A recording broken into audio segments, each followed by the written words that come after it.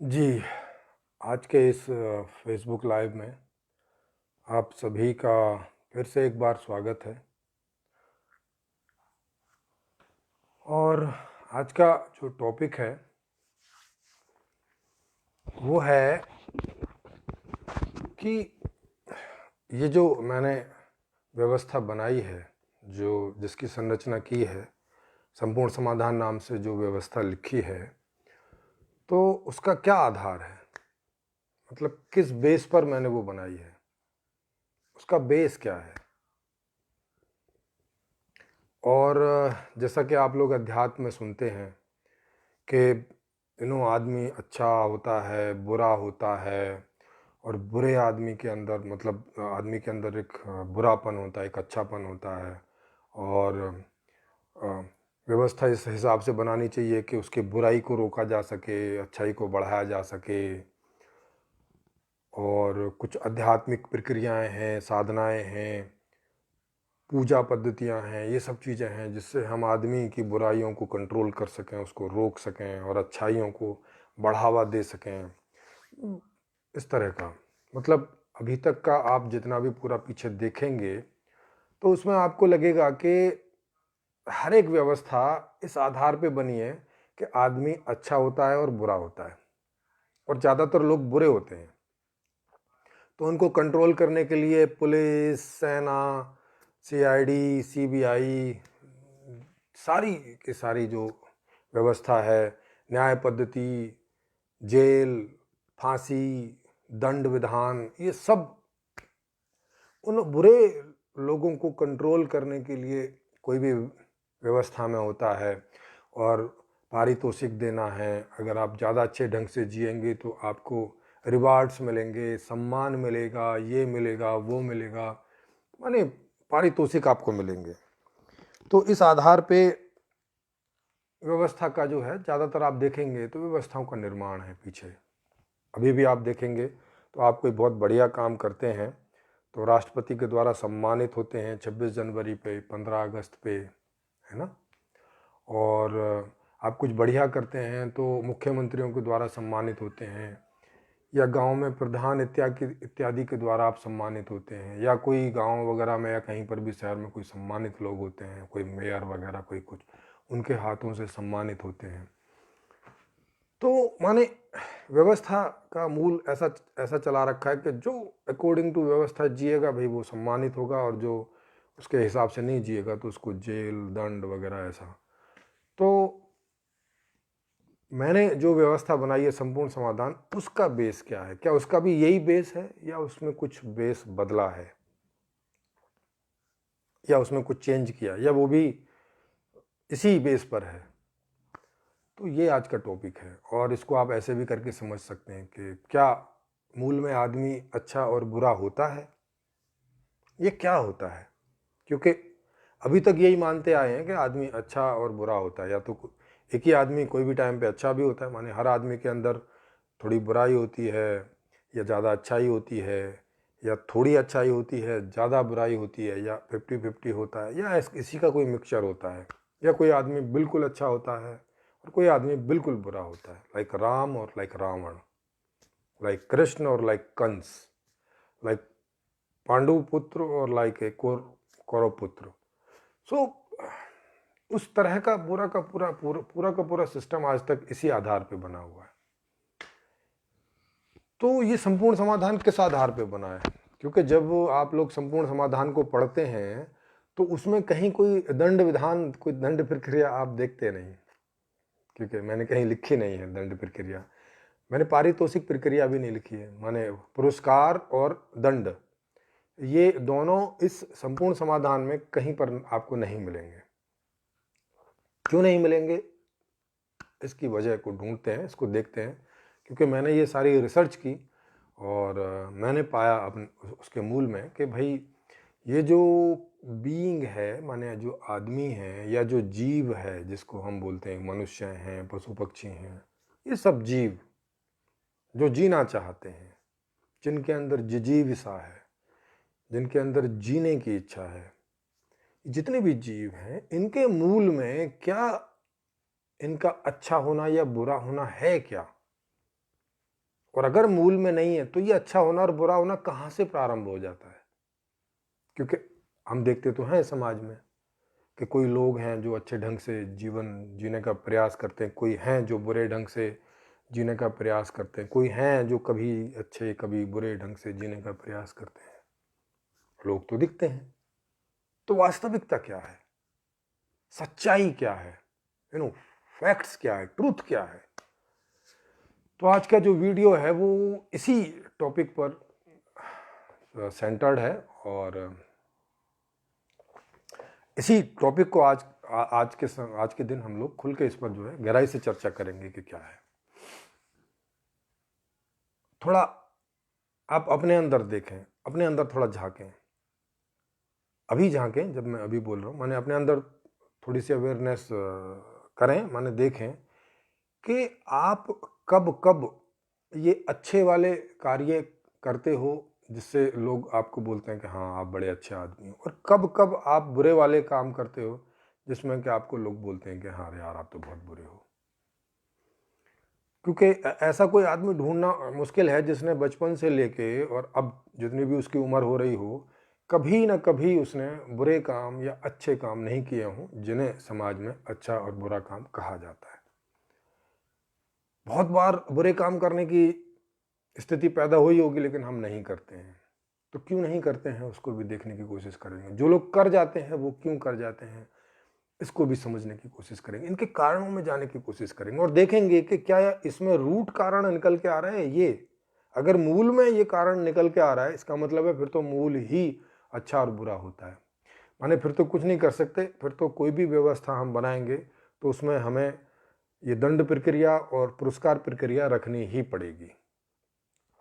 लेकिन अगर ये सच्चाई नहीं हुई तो तब तो बहुत बड़ा परिवर्तन आ जाएगा सिद्धांत में, मूल सिद्धांत में। तब तो बहुत बड़ा आधार बदल जाएगा व्यवस्था को प्रतिपादित करने का, नई व्यवस्था को बनाने का पूरा बेस ही बदल जाएगा। पूरा बेस ही मूल से एकदम बदल जाएगा और पूरी व्यवस्था बदल जाएगी उस आधार पे। क्योंकि कोई चीज़ अगर मूल में जरा सी भी बदलती है तो शाखाओं पर उसमें बहुत बड़ा बदलाव देखने को मिलता है। बीज में जो भी हम जैसे फसलों में बीज बोते हैं, अगर उनमें जरा भी हम चेंज कर देते हैं, हाइब्रिड कर देते हैं, तो उनके पौधों में, उसके फल में, फूल में एक बड़ा चेंज देखने को मिलता है। छोटा मोटा नहीं, बड़ा, जो बीज में दिखाई नहीं पड़ता, मगर जब वो बीज पुष्पित पल्लवित होता है तो पता चलता है कि अरे ये तो बहुत बड़ा चेंज हो गया। क्योंकि मूल में जरा सा भी चेंज शाखाओं पर बहुत बड़ा चेंज हो जाता है। तो वैसे ही कोई भी व्यवस्था के मूल में छोटा सा भी चेंज जो है वो व्यवस्था की शाखाओं पर बड़े बदले हुए परिणामों को लेकर आता है। तो देखें इस बात को, जैसे कि मैंने भी देखा अपने अंदर और अच्छे से ध्यान में गया, अच्छे से देखा, और एक बार नहीं देखा, सैकड़ों बार देखा, तब उस निर्णय पर मैं पहुंचा। कौन से निर्णय पर पहुंचा? कि मूल में, आदमी के मूल में न तो कुछ अच्छी वाली बात है न कुछ बुरी वाली बात है। कैसे जाना मैं ये? चलो ट्राई करते हैं, कोशिश करते हैं। मैं जब ध्यान से बाहर आ रहा था, ध्यान में गया, क्योंकि ये मेरे अंदर सवाल होते थे, क्योंकि जब मैं इस व्यवस्था को लिख रहा था और मुझे पहले मेरे सवाल का जवाब मिला कि भाई जीवन का जो उद्देश्य है वो सुखी होना है। क्योंकि मैं अपने डीप कोर में गया था पूरा। जब मैं गया था तो उस दिन की बात थी जिस दिन ये मेरे पहले सवाल का जवाब मुझे आ रहा था। ये 2013 की कोई महीने की बात है कि सुबह का जो जगना है और सोए हुए हैं और जैसे जग रहे हैं, तो जनरली यूं होता है कि अभी सोए हुए हैं, जैसे कोई आवाज़ लगाता है या नींद पूरी हो जाती है तो यूं करके जग जाते हैं। मतलब सोए हुए होने में और जगने में कोई 1-2 सेकंड का टाइम होता है कि अभी कोई सपना देख रहे हैं या गहरी नींद सो रहे हैं और जग गए। उस दिन क्या हुआ कि सुबह मैं जग रहा हूँ, मतलब सोया हुआ था और गहरी निद्रा सोया हुआ था, माने किसी सपने में नहीं था, और मेरा जागना शुरू हुआ। और जागना, अभी जाग रहा हूँ, जाग रहा हूँ, जाग रहा हूँ, जाग रहा हूँ मतलब पूरी तरह से जाग नहीं पा रहा हूँ और ये जागना हुआ जा रहा है। और वहाँ क्वेश्चन खड़ा हुआ मुझे कि जीवन का उद्देश्य क्या है, मैं क्यों जाग रहा हूँ, मैं क्यों बाहर जा रहा हूँ, मतलब सोया हूँ, सोता ही रहूँ, क्या जरूरत है, तो मैं क्यों जाग रहा हूँ, माने क्या है बाहर, क्या क्या उद्देश्य के लिए जा रहा हूँ, मैं क्या करूंगा बाहर जाके पूरा। तो उसी समय मुझे ये आंसर भी आया मुझसे ही, ये सवाल भी मुझे ही खड़ा हुआ, और ये सवाल और इसका आंसर भी मुझे ही हुआ कि भाई मैं बाहर बहुत सारे सुख हैं, सुख लेना चाहता हूँ, मैं सुखी होना चाहता हूँ, एंजॉय करना चाहता हूँ। और ये क्वेश्चन में और इस आंसर में लगभग 15 मिनट का टाइम लगा मुझे जगते जगते। मतलब मेरा जगना इतना धीमा था, इतना स्लो था कि जो प्रक्रिया 1-2 सेकंड में हो जाती थी जनरली हर रोज, वो उस दिन 15 मिनट ले गई। और शायद इसलिए ले गई कि मैं उसमें बिजी हो गया। वो जो क्वेश्चन आया और उसका जो आंसर आया और फिर उसमें थोड़ी बहुत थॉट प्रोसेस चली, मैं बिजी हो गया उसमें। मतलब जगने की प्रक्रिया जो है वो स्लो कर गई। और इसमें पूरे लगभग 15 मिनट लग गए, और 15 मिनट जगते हुए और इसको करते हुए और मैं बैठ गया, क्योंकि ऐसा कभी पहले मुझे नहीं हुआ था। क्योंकि ये मेरा सबसे मुख्य प्रश्न था कि जीवन का उद्देश्य क्या है। और जब ये आया तो मैं जागने के बाद सोच में पड़ गया कि जीवन का उद्देश्य सुखी होना। क्योंकि हम लोग तो सुनते आए थे कि मोक्ष है, निर्वाण है, परमात्मा की प्राप्ति है, कुरान, बाइबल और जो हम वेद इत्यादि उनके हिसाब से जीवन जीना वही जीवन का उद्देश्य है, नैतिकताओं को जीना जीवन का उद्देश्य। इतनी सारी चीज़ें सुनते समझते चले आ रहे थे बचपन से, सभी लोगों से, बाबाओं से, स्कूल में तो नैतिक शिक्षा का पूरा चैप्टर ही होता था, मतलब पूरा एक विषय था।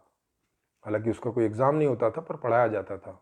एक आधा घंटा होता था उसका, लगभग शायद सप्ताह में तीन बार होता था, 3 क्लास होती थी। तो ये क्या है, मतलब अगर सुखी होना ही जीवन का उद्देश्य है, तो फिर ये जो सब हमें बताया जा रहा है ये सब गलत था।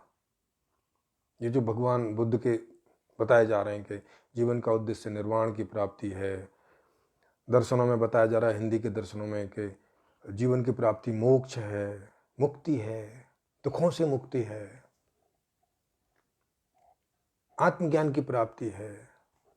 ये जो इतनी सारी चीजें बताई जा रही हैं, ये कहाँ है फिर मैं बैठ गया और अपनी सारी मेमोरी जितनी भी मेरे पास थी पीछे की, वो सारी पूरी खंगाल डाली मैंने, सारी जांच डाली कि मैंने जो अब तक जो भी कुछ किया, जो भी मैंने खाया पिया, कंज्यूम किया, भोगा, जो काम किया, जो सीखा, उसमें कहाँ कहाँ क्या मैंने वो सब सुख के लिए किया, और क्या दुखों से बचने के लिए किया, और सुख प्राप्त पाने के लिए किया। तो मैं अपना कोई भी एक एक्शन ऐसा नहीं ढूंढ सका जिसमें कि ये बात कंफर्म ना होती हो। ये बात कंफर्म हो रही थी कि हाँ, मैंने तो सुखी होने के लिए ही सारे प्रयास किए, और जहाँ जहाँ मैं सुखी नहीं हो पा रहा था वहाँ वहाँ मैं चिड़चिड़ा हुआ, वहाँ वहाँ मैं क्रोधित हुआ, वहाँ वहाँ मैंने वैसे वाले प्रयास किए जिन्हें लोग बोलते हैं कि गलत प्रयास हैं। माने कई बार मैंने चोरी की फिल्में देखने के लिए। मैंने मेरे चाचा जी के गल्ला होता है जिसमें वो पैसे वैसे रखते थे, क्योंकि वो डॉक्टर थे हेमोपैथिक के, तो कई बार वहाँ से चोरी की पैसे, क्योंकि घर से पैसे मिलते नहीं थे फिल्म देखने के लिए, क्योंकि फिल्म देखना बुरा माना जाता था हमारे यहाँ। तो उसके लिए कई बार दूसरे ऐसे सुख जिन्हें घर वाले बोलते थे क्या चटपना कर रहे हो, क्या ये अटाके पटाके, वो खाना पीना ऐसा नहीं देते थे, तो उसके लिए कई बार चश्मे लगाने की इच्छा होती थी, घड़ी खरीदने की इच्छा होती थी, बोलते तुम्हें क्या करना है। तो कई बार मैंने चोरी की, घर से सरसों, क्योंकि हमारे घर में खेती होती थी तो सरसों थोड़ी महंगी बिकती थी, तो हमारे यहाँ सरसों भी होती थी, तो मैं कई बार थैले में एक सरसों भर के ले जाता था, किलो 2 किलो। वो उस समय 25-30 रुपए की बिकती थी, 1-1 किलो बिक जाती थी। 25 रुपये में उस समय, 2 रुपये में मैं फिल्म माने सिनेमा देख लेता था, और बस में तो अठन्नी चवन्नी में काम चल जाता था, क्योंकि हम लोग स्टूडेंट थे तो पास वास दिखा के वहाँ ज़्यादा देते नहीं थे। तो ऐसे करके मैंने बहुत बार चोरी की, बहुत बार जैसे किसी ने कोई भाई बेइज्जती की तो बुरा लगा तो उसको भी हमने बेइज्जती कर दी, या लड़े, या सब सब कुछ किया। तो देखा कि केवल कंफर्टनेस के लिए, केवल सुखी होने के लिए मैंने जो भी कुछ किया वो सब किया। जिन विषयों में पढ़ने में रुचि होती थी, मज़ा आता था, उनको मैं बड़े अच्छे से पढ़ता था। उनको पढ़ने के लिए किसी को मुझे नहीं बोलना पड़ता था। जिनमें मेरी रुचि नहीं थी उनको मैं ज़बरदस्ती पढ़ता था, जैसे इतिहास, भूगोल, आर्ट। वो सब बस पास हो जाएं, 50 में से 17 नंबर आ जाएं, बस उसके लिए मैं पढ़ता था उन्हें, क्योंकि नहीं तो नेक्स्ट क्लास में जा नहीं सकते थे। तो मैंने अपनी पूरी जो मेमोरी है वो खंगाल डाली, पूरी मेमोरी, और मैं एक बात नहीं ढूंढ पाया ऐसी जिससे मुझे ये लगे कि नहीं, सुखी होने के अलावा भी कोई उद्देश्य है जीवन का। मेरे तो उस दिन होश फाख्ता हो गए।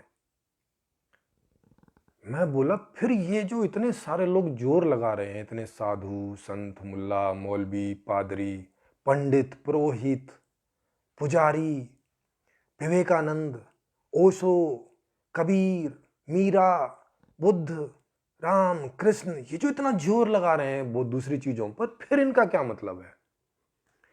मैंने बहुत देर उन पर चिंतन मनन किया, बहुत देर किया, मगर मैं उसमें कोई सार नहीं ढूंढ पाया, कोई मतलब नहीं ढूंढ पाया। फिर मैंने सोचा कि कहीं ऐसा तो नहीं कि ये सब तो मेरे ही साथ हो रहा है, मतलब मुझे ये सब चीज़ें समझ में आ रही हैं, मैं ही ऐसा कर रहा हूँ। क्या दूसरे लोग भी इसीलिए कर रहे हैं, या कोई उनका कोई और चक्कर है? तो मैं अपने ढंग से जितना उनको समझ सकता था, मेरे पिताजी, माताजी, मित्रगण, जितने भी लोगों से मेरा संपर्क था, मेरे गांव वाले, मेरे रिलेटिव्स, तो मैं जितना बाहर से समझ सकता था, मुझे समझ में आ रहा था कि ये सब लोग भी अपने अपने सुखों के लिए, अपने सुखों के लिए, या जिन्हें ये प्रेम करते हैं, जिन्हें इनसे लगाव है, आसक्ति है, उनके सुखों के लिए ही सब काम कर रहे हैं। उसके लिए ही मर रहे हैं, मार रहे हैं, चोरी कर रहे हैं, जिन्हें भी हम बोल रहे हैं कि बुरा काम कर रहे हैं, क्रोधित हो रहे हैं, लोभ दिखा के चीज़ों को कलेक्ट कर रहे हैं आवश्यकता से ज़्यादा, मर्डर कर रहे हैं। फिर भी मैंने सोचा कि नहीं, इनसे पूछ लेना चाहिए। ये मुझे तो चलो बाहर से दिख रहा है, अपने अंदर तो मुझे कन्फर्म हो गया, और बाहर से भी दूसरों का कन्फर्म हो गया, जीव जंतुओं का भी कन्फर्म हो गया। मैंने उनको कर के देखा कि मैं जब उनको कुछ अनकंफर्ट स्थिति में पुश कर रहा था, जैसे गांव में कुत्ते होते हैं, भैंस होती हैं, गाय होती हैं, बकरी होती हैं ना, ऐसे होते हैं, उन्होंने मैं कर रहा था तो वो उससे बचने की कोशिश कर रही थी। और जब मैं उनको कुछ खाने के लिए कुछ बढ़िया जो उनको टेस्टी होता था दे रहा था, तो भाग भाग के मेरे पास आ रही थी। मैंने कहा ये तो एकदम स्पष्ट है, मतलब सब सुखों के लिए ही है। फिर भी मैंने सोचा कि नहीं, मुझे लोगों से पूछ लेना चाहिए, कहीं हो सकता है कि मुझे ही ऐसा समझ में आ रहा हो। तो मैंने लोगों से इस बारे में विचार विमर्श करना शुरू किया, डिस्कशन करना शुरू किया। तो जैसे कि मैं ऐसे ही करता था कि भाई जीवन का उद्देश्य आपको क्या लगता है, तो सब ऐसे ही बोलते थे। कोई बोलता था मोक्ष है, जो हिंदू होते थे, कोई बोलता था परमात्मा की प्राप्ति है, क्योंकि हिंदुओं में कई सारे वो हैं। किसी मुसलमान से पूछता था, हमारे यहाँ बढ़ई वगैरह जो थे वो मुसलमान थे, उनसे पूछता था तो वो कहते थे नहीं, अल्लाह की रजा में रजा रखना, मतलब अल्लाह के उसमें आपको पास होके दिखाना है। अगर आप पास होंगे तो आपको जन्नत मिलेगी, और फेल होंगे तो आपको तोजक मिलेगा।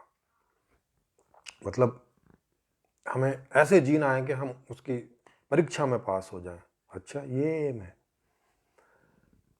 पादरियों का उनसे बात करी, हालांकि उस समय तो मेरे जीवन में पादरी नहीं थे, बाद में आए। तो बाद में मैंने जब उन लोगों से बात की तो बोले प्रेम ही जीवन है, सबको प्रेम करो। मैं कहा ये क्या बात हुई? ऐसे वो बोल रहे थे। तो फिर मैंने उनको क्रॉस क्वेश्चन करना शुरू किया उनको कि अच्छा, मैंने उनको पूछा अभी जो आप सुबह से शाम तक आपने क्या क्या किया? तो उन्होंने बताया कि मैंने खाना खाया, मैंने फिर ये किया, फिर मैंने ये किया, वो किया। तो मैंने पूछा उनसे ये सब क्यों कर रहे हो? इसमें तो ये इतने सारे काम कर रहे हो, इसमें तो कहीं नहीं है ज़रूरत कि आपकी प्रेम करने की बात कर रहे हो, या आपको कोई मोक्ष मिल जाएगा, या आपका कोई निर्वाण हो जाएगा, इसमें तो कुछ नहीं दिखाई दे रहा है ऐसा। और अभी शाम तक आप इसी प्रकार के सारे काम करोगे। तो जब उनसे मैंने क्रॉस क्वेश्चन किए, तब उन्हें भी ये अजीब सा लगा, आश्चर्य हुआ कि बात तो ठीक है, सुबह से शाम तक तो हम सब सुख के लिए ही काम कर रहे हैं सारा। फिर कुछ ने बोला कि नहीं देखो हम पूजा करते हैं। मैंने बोला पूजा काहे के लिए करते हो? बोला स्वर्ग में जाना है। तो मैं कहा स्वर्ग में क्या है? तो स्वर्ग में अप्सराएं हैं और वहां बस जो चाहो यूं मिल जाता है। तो मैं कहा ये तो सुख ही है भाई, वहां भी तो आप सुख की बात कर रहे हो ना, वहां सुख ही तो चाह रहे हो। आप नरक में क्यों नहीं जा रहे? क्योंकि वहां दुख है। तो यहां की बात करो चाहे वहां की बात करो, चाहे स्वर्ग एग्जिस्ट करता हो नहीं करता हो, पर तुम मान के चल रहे हो कि करता है, लेकिन उसमें भी आप इसीलिए तो जाना चाह रहे हो कि वहां सुख है, और नरक में इसलिए नहीं जाना चाह रहे क्योंकि वहां दुख है। बोले बात तो ठीक है। इस तरह से देखें तो हम केवल और केवल सुखों की प्राप्ति के लिए सारे प्रयास कर रहे हैं अपने।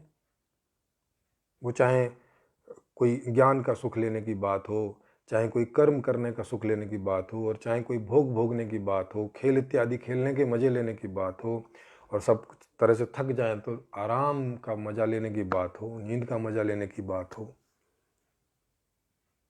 हमारा जितना भी सब कुछ करना धरना, सब कुछ सोचना समझना, किसी समस्या में फंस गए तो क्या हुआ कि दुखी हो रहे हैं, परेशान हो रहे हैं, इच्छा पूरी नहीं हो रही है, जो इच्छा करी है उस समस्या को सुलझा लें तो इच्छा पूरी हो जाती है।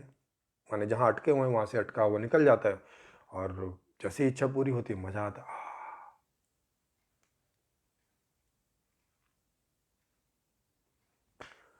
तो ये प्रक्रिया कुछ दिन चली, ये एक्सपीरियंस होने के बाद में, और मैं इस तरह से इस निर्णय पर पहुंचा हर तरह से कि जीवन का जो उद्देश्य है वो केवल और केवल सुखी होना है, सुखी होना है, सुखी होना है, और कुछ भी नहीं है। और ये प्रक्रिया कई सालों तक चली, क्योंकि जब बाहर जाता था तो भाई इसी से बात शुरू होती थी, क्योंकि सबसे मूल सवाल तो यही था, तो ये पहले क्लियर हो तब उनसे आगे बात चले। नहीं तो हर आदमी यही बोलता था कि कोई बोलता था मोक्ष के लिए, कोई बोलता था इसके लिए, कोई बोलता था उसके लिए। मैं कहा जब तक एम ही क्लियर नहीं है तब तक दिशा का निर्धारण कैसे होगा? आप दिन में जो कुछ कर रहे हो वो तो कर रहे हो सुखी होने के लिए, और फिर ये पूजा पाठ और ये सब ऐसी चीजें कर रहे हो जिसका इस जीवन के सुख से तो मतलब नहीं है, पता नहीं कब का कोई काल्पनिक कुछ होगा भी कि नहीं, उसके लिए हम कर रहे हैं। हालांकि वहां भी हम सुखी होने के लिए ही कर रहे हैं, मगर अगर वो एग्जिस्ट ही नहीं करता हो तब हम ये अपना टाइम को खराब कर रहे हैं। यहाँ जो हम सुख प्राप्त कर सकते हैं उसके लिए तो पहले यहाँ प्रयास करें। तो जिसको देखो उससे जब मैं डिस्कशन करता तो हर बार घूम फिर के इसी पर बात आ जाती है कि भाई सुखी होने के लिए ही है। हम बच्चे पैदा करते हैं, उन्हें बड़ा करते हैं क्योंकि उनके साथ मज़ा आता है। वो बुढ़ापे की लाठी बनेंगे ये सोचकर भी हमें होता है कि ठीक है हमारा बुढ़ापा अच्छे से गुजरेगा। माने हर जगह सुख का ही मैटर है। हम दूसरे को प्रेम कर रहे हैं तो इसलिए क्योंकि उससे हमें सुख मिलता है। कोई हमें प्रेम कर रहा है इसलिए क्योंकि उसे हमसे सुख मिलता है। और इसको मतलबी और स्वार्थी बताया गया। बाहर बताया जा रहा था कि तुम अपने स्वार्थ को पूरा करने के लिए ही सब कर रहे हो, ये है वो है, और पता चला उसी के लिए सब कर रहे हैं। हम दूसरे का भी उसका स्वार्थ पूरी करने की बात करते हैं जिसे हम चाहते हैं, जो हमसे जुड़ा हुआ है, जिससे हमारे सुख जुड़े हुए हैं, जिसके सुखी होने से हम सुखी होना महसूस करते हैं और जिसके दुखी होने से हम भी दुखी होना महसूस करते हैं। तो ये बात साफ हो गई आईने की तरह, बिल्कुल स्पष्ट, कि जीवन का उद्देश्य केवल और केवल सुखी होना है, सुखी होना है, सुखी होना है। हमारे अंदर मूल में केवल और केवल यही इच्छा है, मूल इच्छा यही है कि हम सुखी होना चाहते हैं 24 घंटे हमेशा, जब से पैदा हुए हैं और जब तक मर नहीं जाएंगे। माने जीवन से लेकर जन्म से लेकर और मृत्यु तक सदा सुखी रहना चाहते हैं। ये हमारी मूल इच्छा है। ये बात स्पष्ट हो गई थी। आप संपूर्ण समाधान में देखेंगे तो पहला चैप्टर इसी का है कि जीवन का उद्देश्य क्या है। तो जीवन का उद्देश्य निश्चित हुआ कि भाई सुखी होना। अच्छा, अब सवाल आया कि हम सुखी होते कैसे हैं, सुख माने क्या? तो पता चला कि हमें जो विभिन्न प्रकार की इच्छाएं उठती रहती हैं, ये खाने की, ये जानने की, ये पीने की, इसके साथ बैठने की, इसके साथ ये रिलेशन रखने की, ये देखने की, वो पढ़ने की, वो माने या तो कुछ जानने का चक्कर था, या तो कुछ करने का चक्कर था, या तो कुछ भोगने का चक्कर था। ये 3 प्रकार में ही सारी चीज़ें आ जा रही थी कि या तो हम कुछ जानने में मज़ा लेते हैं, या हम कुछ करने में मज़ा लेते हैं, कोई एक्टिविटी करने में, और या तो हम भोगने में मज़ा लेते हैं, प्रोडक्ट एंड सर्विसेज, सुख सुविधाएँ, बढ़िया घर, बढ़िया गाड़ी, बढ़िया ट्रांसपोर्ट, बढ़िया कपड़े, बढ़िया खाना पीना, बढ़िया सब अरेंजमेंट, बढ़िया बेड, एसी वाला फर्स्ट क्लास। कोई दुख नहीं चाहते जीवन में। तो अब ये क्लियर हो गया और ये पता चल गया कि इन सारी चीजों से हम सुखी होते हैं। फिर देखा कि लोग बोल रहे हैं कि नहीं, जो आत्मज्ञानी हो गया उसको अब बाहर के किसी सुख की आवश्यकता नहीं रहती। चूंकि मैं 11 साल साधु रहा तो मैंने ऐसे कई सारे आत्मज्ञानियों से मैं मिला, मुझे एक भी नहीं लगा कि उसे बाहर की कोई ज़रूरत नहीं है। उन्हें बाहर की हर चीज़ की वैसे ही ज़रूरत थी जैसे जब वो आत्मज्ञानी नहीं थे तो पहले थी। ये सारी वार्तालाप मैंने उनसे की, कई वार्तालाप तो टेप भी हैं। वो जब ये मेरी तीसरी बुक आएगी, चूँकि ऑडियो में बुक आ रही है वो, तो उसमें आपको वो सारे के सारे जो मेरे पास रिकॉर्डेड हैं, बहुत सारे तो रिकॉर्डेड नहीं है क्योंकि शुरू में मोबाइल और वो सब नहीं था मेरे पास में, तो ये बाद में आया। पर फिर भी आपको उन सब चीज़ों की झलक मिलेगी कि आत्मज्ञानी होना मतलब एक ज्ञान का सुख है। जैसे बाहर वैज्ञानिकों का किसी चीज़ को जानने का सुख है, वैसे ही खुद को जानने का भी एक सुख है। तो वो जानने का सुख है, उसमें ऐसा कुछ नहीं है कि वो जान लिया तो अब बाहर का किसी भी सुख की कामना नहीं बची, इच्छा नहीं बची। नहीं, ये तो संभव ही नहीं है, क्योंकि इच्छा ही जीवन है। अगर हमारे अंदर से इच्छा पैदा होनी बंद हो जाए तो हम मर जाएंगे। फिर कोई हमारी एक्टिविटी नहीं होगी, ना कुछ जानने की एक्टिविटी होगी, क्योंकि जानने की एक्टिविटी होगी मतलब हम सुख चाहते हैं। ना कुछ करने की एक्टिविटी होगी, क्योंकि कुछ करने की इच्छा होगी मतलब हम सुख चाहते हैं। ना कुछ भोगने की एक्टिविटी होगी, मतलब भोगने की इच्छा हो रही है तो माने हम कुछ भोगना चाहते हैं। और इस प्रकार के जो सुख हैं वो डिपेंड करते हैं कि हमें क्या जानने की इच्छा है। हर आदमी को अलग अलग चीज़ें जानने की इच्छा होती है, सबको एक ही तरह की इच्छा नहीं होती। सबको एक ही जैसा करने की इच्छा नहीं होती, सबको अलग अलग करने की इच्छा होती है, सबको अलग अलग भोगने की इच्छा होती है। सब लोग टमाटर नहीं खाते, सब लोग पाइनएप्पल नहीं खाते, सबको अलग अलग इच्छा होती है। और जिसकी जैसी इच्छाएं हैं उसकी वो पूरी होती हैं तो वो सुखी होता है। तो देखा यार, मतलब इच्छा की पूर्ति में सुख है और इच्छा की पूर्ति ना हो तो दुख है। ये बात साफ समझ में आ रही थी। और जो चीज़ें हमें अच्छी नहीं लगती, वो अगर कोई हमारे ऊपर आरोपित करे या हमें उस अवस्था स्थिति में ढकेले, माने जो भोग की हमें इच्छा नहीं है और हमें अच्छा नहीं लगता, वो हमें कोई ज़बरदस्ती खिलाए पिलाए तो हमें बुरा लगता है, दुख लगता है। तो उससे दुख पैदा होता है। माने जब इच्छा पूरी नहीं होती या कोई हमसे कोई जोर ज़बरदस्ती कुछ भी हमारे साथ ऐसा व्यवहार करता है या हमसे कुछ करवाता है जो हमारी इच्छा नहीं है, तो हमें दुख लगता है।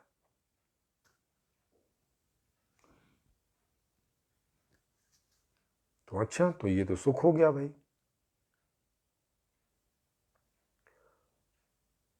अब ये सुख हो गया तो पता चला कि अच्छा, हर आदमी तो सुखी होने का प्रयास कर रहा है, तो इसका मतलब इसमें तो कोई गलती है नहीं।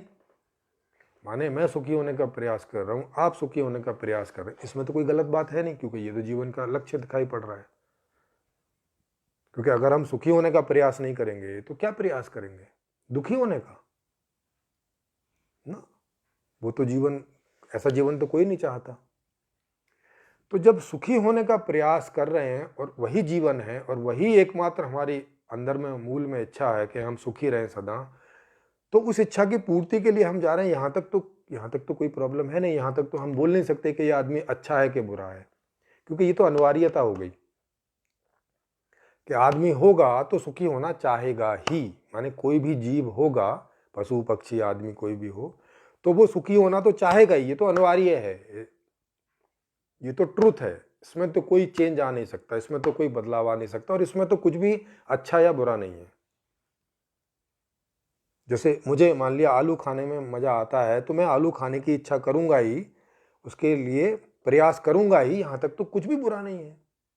मुझे आलू खाने की इच्छा हुई, मैंने आलू का प्रयास किया, आलू प्राप्त किया, आलू खा ली, इसमें तो क्या बुरा है? मैंने क्या, इसमें कोई पाप है? कुछ भी नहीं है ऐसा। न इसमें कोई पाप है, न इसमें कुछ अच्छा है। ये तो अनिवार्यता है, यही जीवन है। तो फिर अब हम इसमें अच्छा और बुरा कहां से पैदा हो जाता है, इस बात को समझें। माने मूल में तो कुछ अच्छाई बुराई दिख नहीं रही है।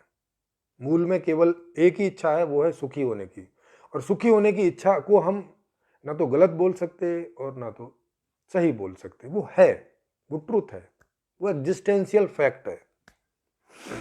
उस बारे में हम कुछ नहीं कर सकते। वो एग्जिस्ट करता है। जैसे ये स्पेस है, ये एग्जिस्ट करता है। तो स्पेस अच्छा है कि बुरा है, ऐसा हम कुछ नहीं बोल सकते। ये एग्जिस्ट करता है, ये एग्जिस्टेंशियल ट्रूथ है, ऐसा है। तो हमारा स्वभाव है सुखी होना, तो ये एग्जिस्टेंशियल ट्रूथ है, इसको हम चेंज नहीं कर सकते। ये फैक्ट है, ये फैक्चुअल है। इसे ना हम बोल सकते बुरा है, इसे ना हम बोल सकते अच्छा है। ये बुनियाद है हमारी, ये हमारे होने की बुनियाद है, बेस है। इसी बेस पर हम एग्जिस्ट कर रहे हैं, इसी बेस पर हमारा एग्जिस्ट होना है, इसी के लिए हम एग्जिस्ट कर रहे हैं, इसी के लिए ये पूरी प्रक्रिया चल रही है। किसके लिए? सुखी होने के लिए। तो ये एक अनिवार्य तथ्य है। तो इसमें ना कुछ अच्छा है ना कुछ बुरा है। यहां तक हम माने मैंने कोई सुखी होने की इच्छा की, आपने कोई सुखी होने की इच्छा की, इच्छा होने तक आपको कोई बुरा नहीं बोल सकता कि आप बुरे हैं, ना ये बोल सकता कि आप अच्छे हैं। बस आप हैं, आपके अंदर सुखी होने की इच्छा है, बस दैट्स इट। यहां तक ये हो गया। अब जब हम उस इच्छा को पूरा करने के लिए प्रयास करते हैं तो यहां तक भी कोई दिक्कत नहीं है, क्योंकि इच्छा उठी है तो प्रयास तो होगा ही, स्वाभाविक है।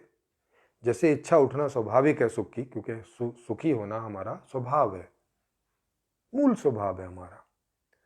तो उससे सुखी होने की इच्छा अपने आप उठेगी ही। जब उठेगी तो उसको पूरा करने का प्रयास भी स्वाभाविक रूप से होगा। तो यहां तक कोई दिक्कत नहीं है, यहां तक कुछ भी अच्छा और बुरा जैसा नहीं दिख रहा। अब क्या हुआ? अब मैंने बाहर प्रयास किया, तो अब जब मैं बाहर प्रयास करूंगा तो मेरे प्रयास में दो मोटे मोटे फैक्टर्स होंगे। एक तो ये कि मेरी क्या क्षमता है, माने मैं कितना ज्ञानी हूँ, कितना एक्टिव हूँ, कितना कार्मिक हूँ, क्या मेरी क्षमता है, माने मैं क्या कर सकता हूँ, मैं कितना बली हूँ या कितना बुद्धिमान हूँ। डिपेंड करता है कि मेरी जो इच्छा है वो पूरा करने के लिए जो प्रयास करने पड़ेंगे उनमें मुझे किस किस तरह के प्रयास की जरूरत पड़ेगी। कितना फिजिकल प्रयास करने की जरूरत होगी, कितना मेंटल प्रयास करने की जरूरत होगी, कितना इमोशनल प्रयास करने की ज़रूरत होगी, कितना ज्ञान का प्रयास करने की ज़रूरत होगी, माने आत्मिक प्रयास करने की ज़रूरत होगी।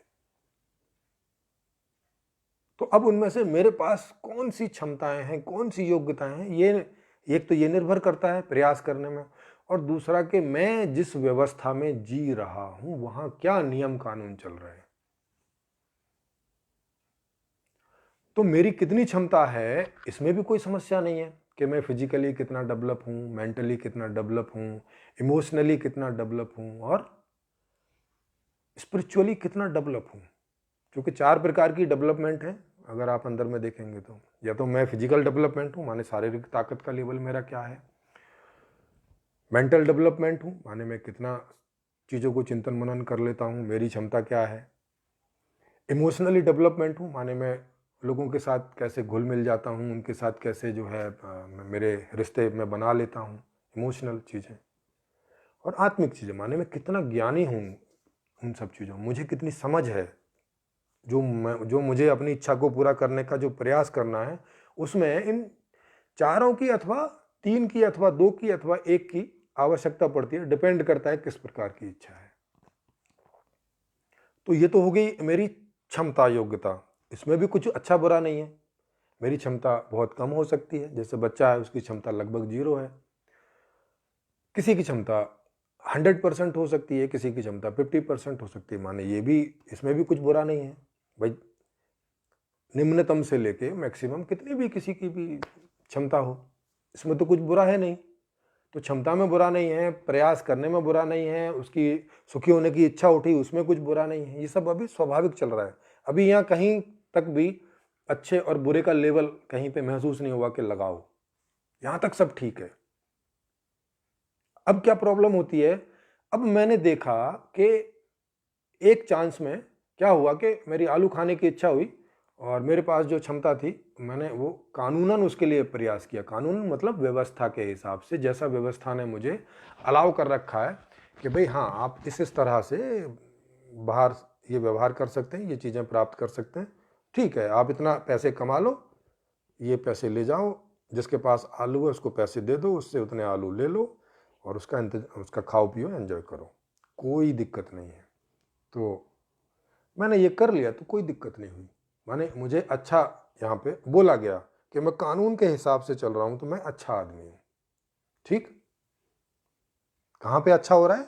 यहाँ पे प्रयास के बाद कि अगर मैंने कानून के हिसाब से चला, या जो भी समाज के रीति रिवाज हैं वो भी कानून में ही सब समझ लो, लिखित और अलिखित सब, उनके हिसाब से मैं चला तो मुझे सब लोग बोल रहे हैं बड़ा अच्छा आदमी है, वाह क्या आदमी होता है ऐसा हो, बड़ा अच्छा आदमी है। क्योंकि इस प्रयास में किसी को भी मैंने दुख नहीं पैदा किया,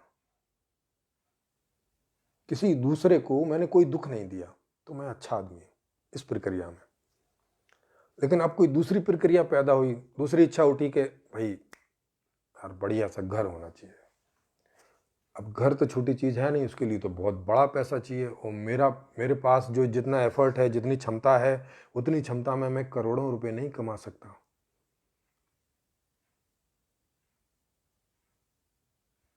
तो घर की इच्छा करना, बढ़िया घर की इच्छा करना कोई बुरी बात तो है नहीं, तो अच्छी बात है। उसके लिए प्रयास में करूं तो भी कोई बुरी बात नहीं है।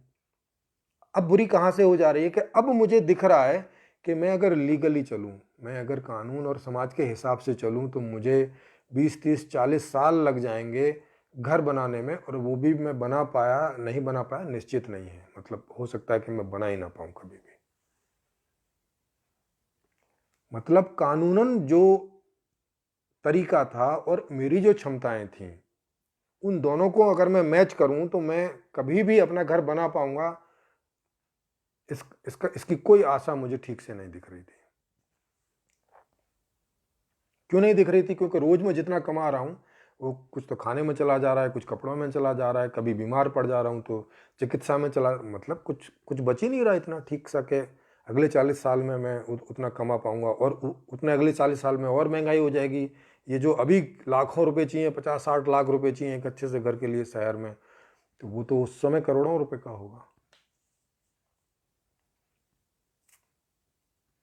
जैसे आप अभी जो डेवलप कंट्री हैं, जिनमें जो डेवलप सिटीज़ हैं, वहाँ जाके देखो तो वहाँ 2 रूम छोटा सा फ्लैट भी 1.5 1.5 करोड़ रुपए का आता है। दिल्ली में आप देखो आराम से बढ़िया जो 2 रूम सेट है वो आपको 30 लाख रुपए का के ऊपर मिलेगा, वो भी वैसा अगर किसी पॉश जगह में जाके देखोगे तो वो करोड़ से कम में नहीं मिलेगा। लाइक द्वारका जैसी जगह में जाके देखोगे। तो अब क्या किया जाए? माने कानूनन मेरे लिए कोई रास्ता नहीं है, तो अब जो मैं प्रयास करूंगा वो सीधी सी बात है कानून के बाहर होगा। मैं क्या सोचूंगा? मैं सोचूंगा मैं किसी को फ्रॉड करूं, है ना। अब ये डिपेंड करता है मेरी क्षमताओं की, क्या मैं फ्रॉड कर सकता हूं, या मैं किसी को लूट लूं, या मैं बैंक जाके लूट लूं, या मैं जुआ खेलूं, या मैं क्या करूं। मतलब ऐसे बहुत सारे ऑप्शन हैं जो समाज के नियमों से और व्यवस्था के नियमों से हटके हैं, माने गलत हैं। व्यवस्था कहती है कि ये गलत तरीका है। तो अब अगर मैं अपनी इच्छा को या तो मैं मार दूं तो दुखी हो जाऊं, और अगर मैं उसको पूरा करने के लिए गलत ढंगों का उपयोग किया, माने किसी को 400 BC में बेवकूफ़ बनाया, तो इसमें क्या होगा कि किसी ना किसी आदमी को मैं दुख पहुंचाऊंगा, परेशानी पहुंचाऊंगा, एक या एक से अधिक लोगों को। तो व्यवस्था क्या कर रही है? भाई तुम तो यार बड़े खराब आदमी हो, अपने स्वार्थ की पूर्ति के लिए, और तुमने दूसरे को नुकसान पहुंचा दिया, तुमने दूसरे का मर्डर कर दिया, या दूसरे का लूट लिया, या दूसरे को दुखी कर दिया, या परेशान कर दिया, या उसकी जिंदगी बर्बाद कर दी।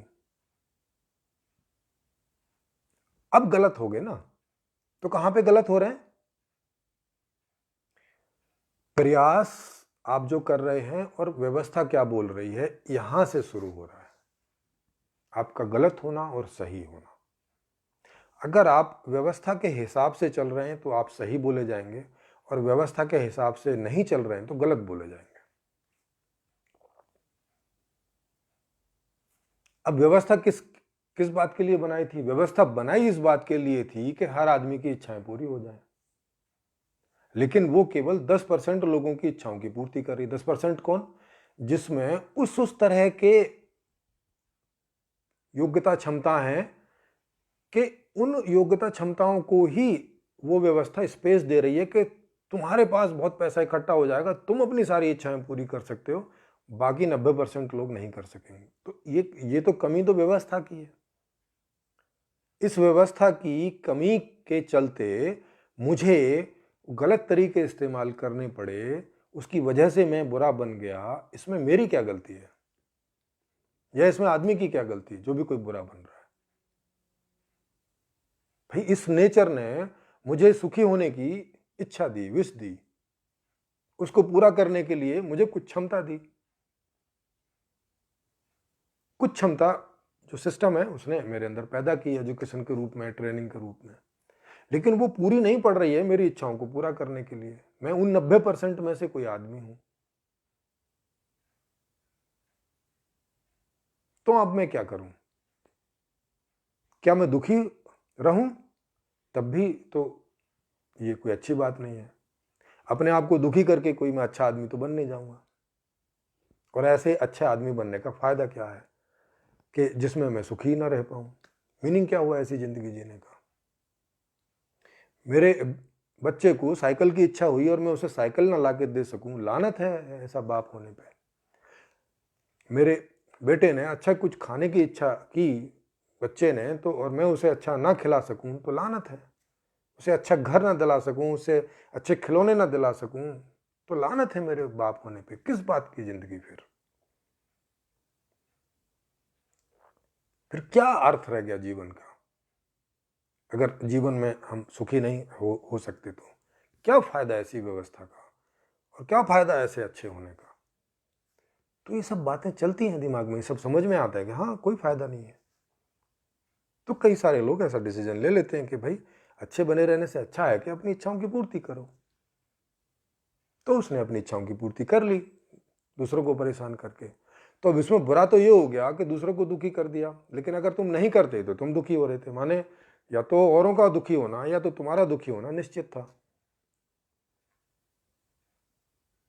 अगर तुम उस इच्छा की पूर्ति के लिए नहीं जाते हो तो तुम दुखी हो, तुम्हारा बच्चा दुखी हो। और अगर इसकी इच्छा की पूर्ति के लिए जाते हो तो कोई दूसरा दुखी होगा, क्योंकि सिस्टम इतना पर्याप्त नहीं है कि हम सबके अंदर जो इच्छाएं उठ रही हैं उनकी पूर्ति वो कर सके। अभी तक की जो सारी व्यवस्थाएं हैं, तो व्यवस्था की कमी के कारण कोई आदमी बुरा होने को मजबूर होता है। नहीं तो पहले सब अच्छा अच्छा ही प्रयास करते हैं। तो ये अच्छा होना बुरा होना कहां से डिसाइड हो रहा है? ये हो रहा है व्यवस्था के द्वारा। व्यवस्था डिसाइड कर रही, और ये भी हमें पक्का पता है कि व्यवस्था उचित नहीं है, व्यवस्था पर्याप्त नहीं है। तो जब व्यवस्था पर्याप्त नहीं है तो अपर्याप्त व्यवस्था के आधार पर किसी आदमी को अच्छा बोल देना और किसी आदमी को बुरा बोल देना, क्या ये सही बात है? क्या ये जस्टिफाइबल है? क्या ये न्यायपूर्ण है? जब हमारा सांचा, माने जिस जिस कसौटी पर हम अच्छे और बुरे की परिभाषा कर रहे हैं, किस पर? व्यवस्था के आधार पर। जब व्यवस्था ही अपने आप में सही नहीं है तो माने ये जो कसौटी है यही सही नहीं है, तो हम गलत कसौटी का उपयोग कर रहे हैं किसी को अच्छा और बुरा बोलने के लिए।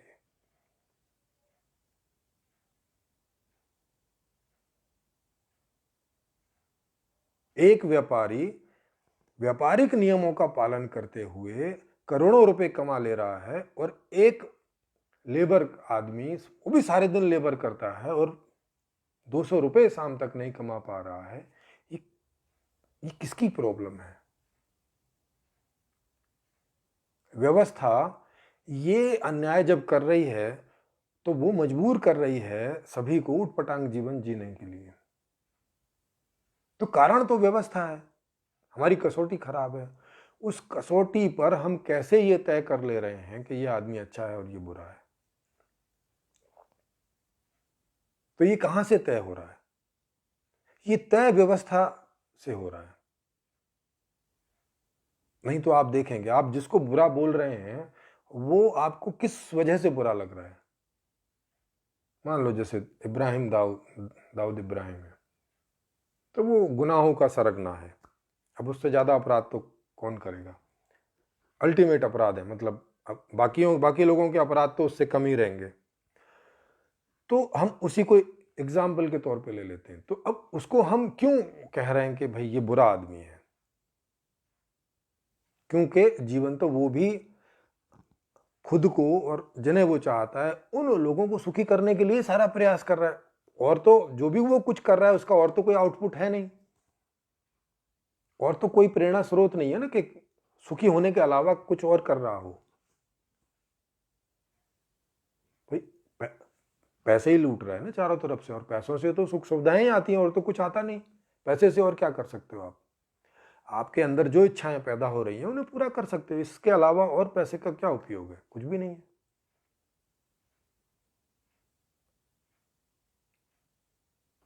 तो वो भी वही काम कर रहा है जिसको हम बुरा बोल रहे हैं। और एक बढ़िया आदमी जिसको हम बोल रहे हैं, वो चाहे किसी किसी को गांधी जी बोल दो या अन्ना हजारे बोल दो या जो भी कोई अच्छे नाम, या विनोबा भावे बोल दो या महर्षि अरविंदो बोल दो या सदगुरु बोल दो, जग्गी वासुदेव, कुछ भी बोल दो, कोई भी नाम ले लो जिन्हें हम अच्छा करके देख रहे हैं समाज में, कि भाई स्वामी रामदेव जिन्हें हम अच्छा करके देख रहे हैं, वो भी अपने आप को या अब उन लोगों को जिन्हें वो चाहते हैं उन्हें सुखी करने का ही प्रयास कर रहे हैं। उनका भी वही उद्देश्य है, दाऊद का भी वही उद्देश्य है। फिर दाऊद को हम बुरा और इन लोगों को हम अच्छा किस आधार पर बोल रहे हैं? किस आधार पर? केवल इसी आधार पर ना कि दोनों इन इच्छाओं को पूर्ति करने के लिए तरीका क्या इस्तेमाल कर रहे हैं, और वो तरीका व्यवस्था के हिसाब से अच्छा है कि बुरा है। अगर बुरा है तो वो आदमी बुरा है, और अगर अच्छा है तो वो आदमी अच्छा है। ऐसे ही तय कर रहे हैं ना हम आदमी के बारे में कि ये अच्छा है और ये बुरा आदमी है। तो फिर हम कैसे कह दे रहे हैं कि आदमी मूल में बुरा है? क्योंकि मूल में तो वो कुछ और कर नहीं रहा ना। दाऊद इब्राहिम भी मूल में वही कर रहा है जो बाबा रामदेव कर रहे हैं, जो जग्गी वासुदेव कर रहे हैं, जो मैं कर रहा हूं, जो आप कर रहे हैं। मूल में तो वही कर रहे हैं ना, कि सुखी होने की इच्छा और सुखी होने का प्रयास। ये इच्छा और प्रयास यही तो सब कर रहे हैं। जब यही सब कर रहे हैं तो फिर सब कैसे, सब में से कुछ अच्छे और कुछ बुरे कैसे हो गए? मूल में तो कोई भी अच्छा और बुरा हुआ नहीं।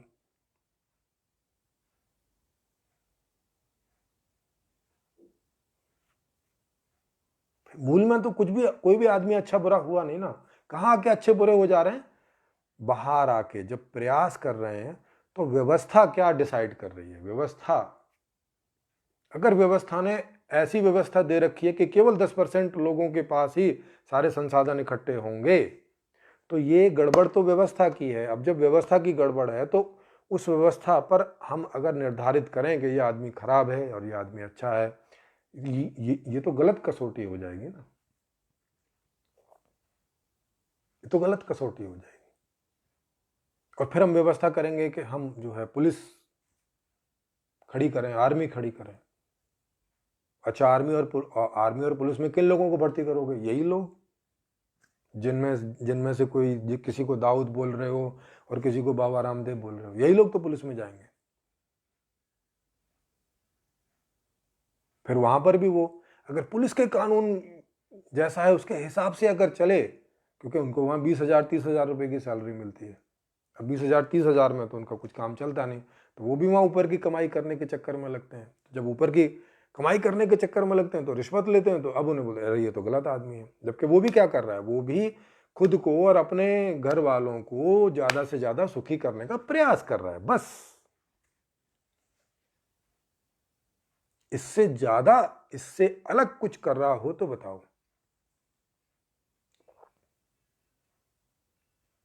मुझे तो कोई दिखाई पड़ा नहीं, मुझ सहित, कि इससे अलग कोई भी आदमी कुछ भी कर रहा हो मूल में ना, सबकी नज़र इसी बात पर रहती है कि मुझे और मेरे लोगों को जो इच्छाएं उठ रही हैं वो कैसे पूरी हो जाएं, पूरी हो रही हैं कि नहीं हो रही हैं तो उसको ठीक लगता है, बढ़िया है, सब अच्छी ज़िंदगी गुजर रही है। जिन मामलों में पूरी नहीं होती तो उसी में प्रॉब्लम पड़ती है और उसी में हम ये इनके इन प्रकार उसको पूरा करने की कोशिश करते हैं और बस वही गड़बड़ व्यवस्था बोलती है गड़बड़ है भाई। या तो आप अपनी इच्छाओं को रोक लो, इच्छा मत करो। 90% लोग इच्छा मत करो, बस रोटी खाओ, पानी पियो, फूस की झोंपड़ी में रहो और दैट्स इट, बस तुम्हारी यही जिंदगी है। केवल 10% लोगों को जीने का हक है अच्छे से। ऐसी व्यवस्था को हम कैसे कसौटी बना सकते हैं, ये बात डिसाइड करने की कि कौन अच्छा है और कौन बुरा है आदमी के बारे में। अगर हम बनाते हैं तो हम तो यहीं पर गलती कर रहे हैं मूलतः। तो आज की इस डिस्कशन से आपको ये बात समझ में आ गई होगी कि मूल में आदमी कोई अच्छा और बुरा नहीं होता। मूल में ये ट्रूथ है कि हर आदमी सुख से जीना चाहता है पूरी जिंदगी, और उसके लिए उसके पास जो क्षमता योग्यता है और जो सिस्टम है उसमें वो जितना पहले जो प्रयास करता है वो सिस्टम के हिसाब से ही करता है। जब उससे काम नहीं चलता तब वो दूसरी प्रक्रियाओं, दूसरे तरीकों का इस्तेमाल करके, और अगर पकड़ा जाता है तो बुरे रूप में विख्यात होता है, और अगर नहीं पकड़ा जाता तो अच्छा बना रहता है समाज की नज़र में, सिस्टम की नज़र में। जो कि अभी हमने देखा कि सिस्टम कोई सही कसौटी नहीं है इस बात को तय करने की। तो जब मैंने ये बात जान ली कि मूल में इंसान कोई भी बुरा नहीं है, तो अब क्या किया जाए कि ये बुरा ना बने कभी भी।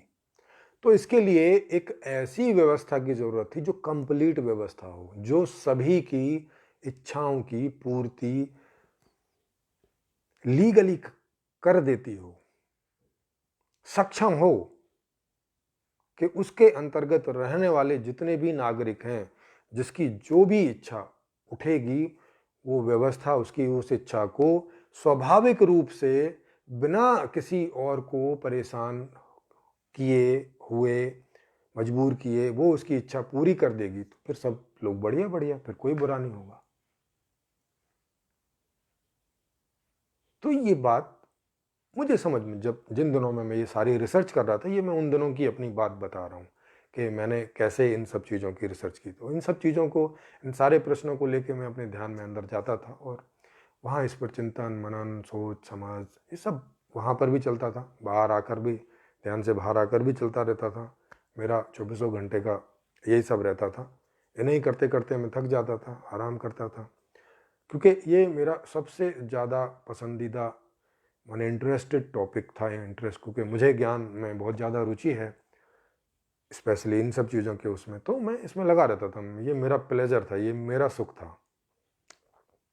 उन सुखों से अलग जो खाने पीने, खेलने कूदने, रहने सहने, वो उनसे अलग एक ज्ञान का सुख। जैसे मैंने बोला कि 3 प्रकार के सुख हैं, ज्ञान का, कर्म का और भोगों का। तो ये ज्ञान वाला मेरा ये सुख था, ज्ञान। तो ऐसे करके कि भाई अब ठीक है, अब ये बात क्लियर हो गई कि अगर ऐसी व्यवस्था बन सके जिससे कि सभी की इच्छाओं की पूर्ति हो जाए तो फिर कोई आदमी बुरा नहीं बनेगा। व्यवस्था किसी को बुरा बोल नहीं पाएगी, क्योंकि कोई आदमी बुरा ढंग का प्रयास नहीं करेगा, माने किसी और को परेशान करके अपनी इच्छा की पूर्ति नहीं करेगा। अब ये व्यवस्था कैसे बने, ये सवाल खड़ा हुआ, क्योंकि अभी तक की जितनी व्यवस्थाएं बन रखी हैं विभिन्न देशों में, वहां तो ऐसी है नहीं कि उन देशों में कोई एक आदमी भी परेशान ना हो किसी एक बात से भी। तो फिर मैंने अध्ययन करना शुरू किया। अध्ययन कैसा, वो किताबों वाला अध्ययन नहीं, वो तो मेरा सेकेंडरी अध्ययन रहा। पहला मैंने अध्ययन करना शुरू किया खुद से कि अच्छा मुझे क्या दिक्कत हो रही है। तो मैंने देखा कि मेरी इच्छाएं पैदा होती हैं लेकिन मेरी जेब में पैसा नहीं है, क्योंकि अभी हम कोई भी चीज़ जो है वो पैसे से ही खरीद सकते हैं। मतलब पैसा ही एक तरीका है कि अगर आपके पास पैसा है तो आपके अंदर जो इच्छा उठे वो आप पूरी कर सकते हो। तो दिक्कत क्या है, तो दिक्कत ये है कि पैसा नहीं है। अच्छा पैसा कैसे आता है? बोले पैसा आता है भैया, आप या तो बिजनेस करो, या तो कोई नौकरी करो, या खेती बाड़ी करो, जैसा जैसा काम उसमें उतना उतना पैसा आता है। तो मैंने देखा कि बिजनेस के अलावा बाकी तो कोई काम ऐसा नहीं है जिसमें मैं सारी इच्छाएं पूरी कर सकूं। बाकी में तो कुछ ही इच्छाएं पूरी होंगी, या तो वो कोई बहुत बढ़िया वाली जॉब हो, कोई 2, ढाई, 3, 4, 5 लाख वाली। अब ऐसी जॉब तो बहुत कम थी, बहुत कम थी, और उसके लिए बहुत सारे लोग ट्राई करते हैं, तो मतलब वहाँ संभावना बहुत कम होती। मैं उतना प्रयास भी करता, उतना सब कुछ करता, तब भी वहाँ पहुँचने की संभावना बहुत कम थी, क्योंकि वहाँ वो सीट तो बहुत कम होती हैं। भाई पूरी दुनिया में या भारत में कितने इंडस्ट्रियलिस्ट हैं? थोड़े से हैं, आप उंगलियों पे गिन सकते हैं, एक उनकी लिस्ट भी बना सकते हैं, जबकि जनसंख्या तो 135 करोड़ है, और उसके हिसाब से घर भी देखो तो कम से कम 20-25 करोड़ घर हैं।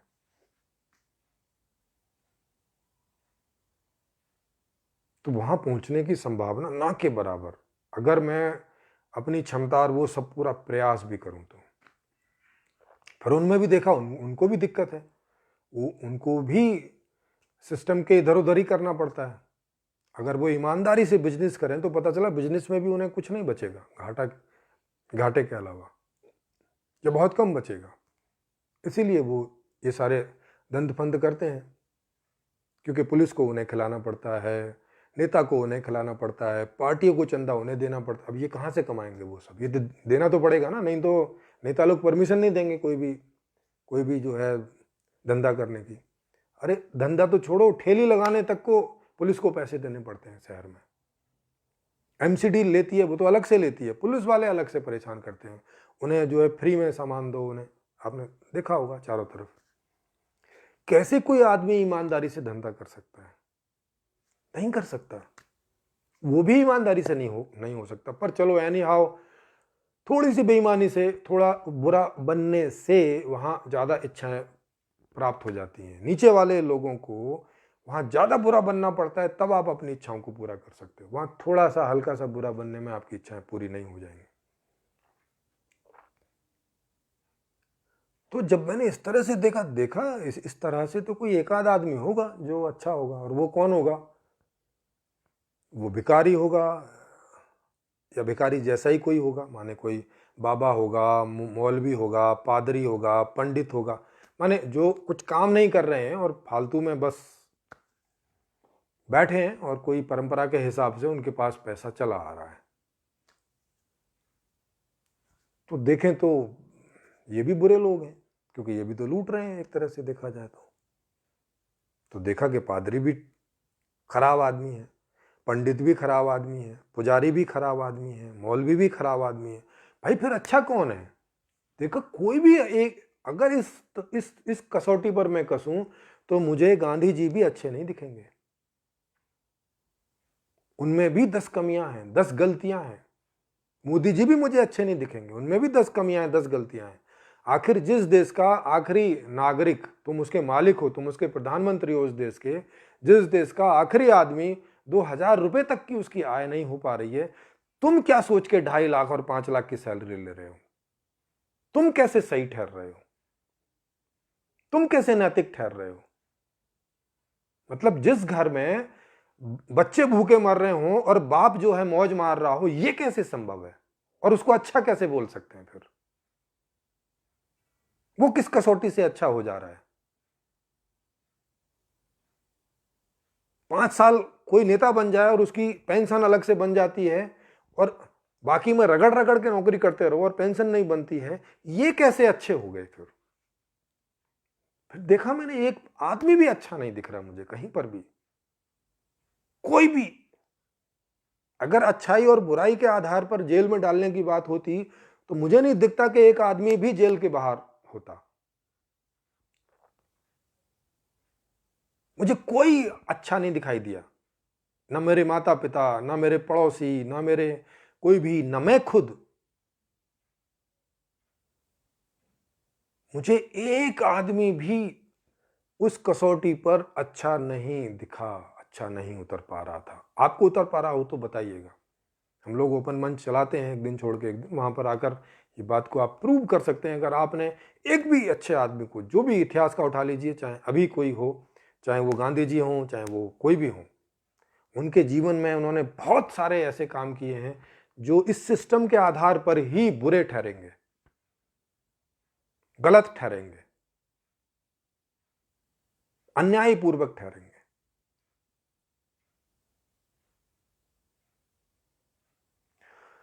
तो ये बात मुझे दिखी, तो मुझे दिखा कि मूल में कोई आदमी खराब नहीं है और व्यवहार में कोई आदमी अच्छा नहीं दिख रहा। भाई ये गड़बड़ कैसे हो रही है?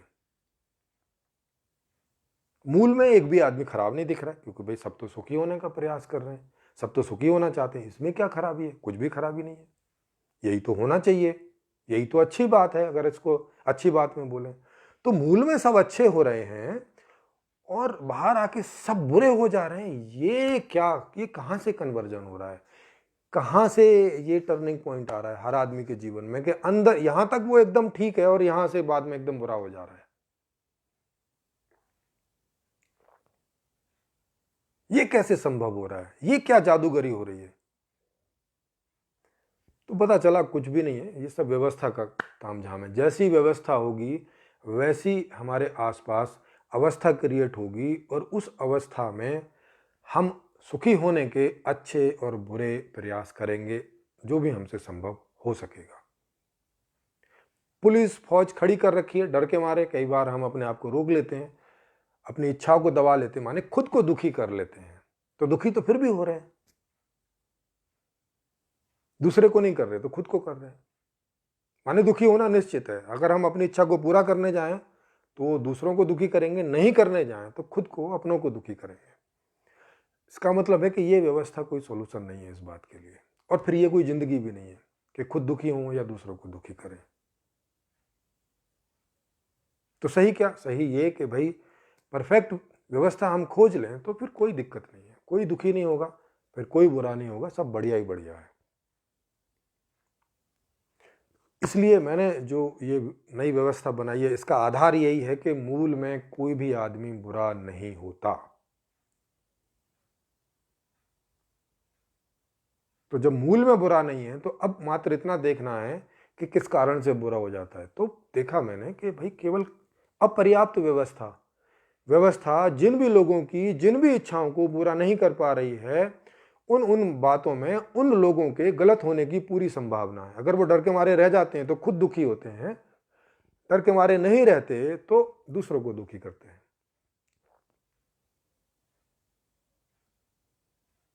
तो व्यवस्था को बस ठीक कर देना। तो संपूर्ण समाधान जो व्यवस्था है वो इसी मूल आधार को लेकर है। कोई आदमी मूल में बुरा नहीं होता है, तो कोई पुलिस की, कोई आर्मी की कोई ज़रूरत नहीं है। हाँ, शुरू में जब ये व्यवस्था आएगी, ट्रांजिशन फेस एक चलेगा, तो शुरू में पुलिस ये सब रहेगा, क्योंकि कोई व्यवस्था एकदम से आपको सारी इच्छाओं की पूर्ति नहीं करने लगेगी। वो 3 से 5 साल का एक गैप, टाइम है हर देश में, जिस भी देश में ये आएगी। तो 3 से 5 साल में वो पूरी स्थिति आने तक कि जब ये संपूर्ण समाधान व्यवस्था पूरी तरह से लागू हो जाए, तब तक ये सब चीज़ें घटती चली जाएंगी। पुलिस घटती चली जाएगी, आर्मी घटती चली जाएगी, क्योंकि कोई आदमी कुछ बुरा कर ही नहीं रहा होगा तो किस बात के लिए पुलिस, किस बात के लिए आर्मी? इसलिए जो संपूर्ण समाधान व्यवस्था है उसमें आर्मी का और पुलिस का कोई वो नहीं है, वो बस ट्रांजिशन फेज में है। एक देश में पुलिस, और जब ये विश्व में आने लगेगी तो आर्मी की बात, क्योंकि आर्मी का अंदर में कोई बहुत रोल नहीं रहता। अंदर पुलिस का रोल समझो और बाहर आर्मी का रोल समझो, देश के, दो देशों के बीच में।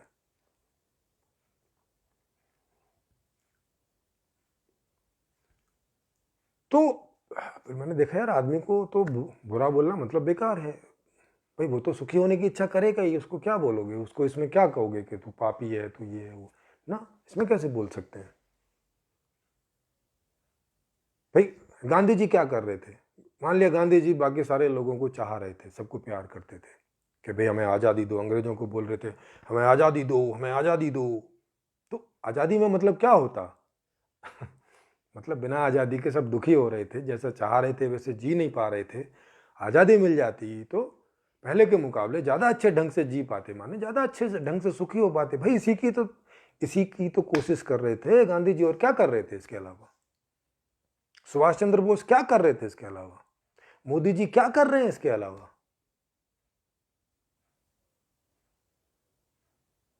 इसमें तो कुछ गलत नहीं है ना।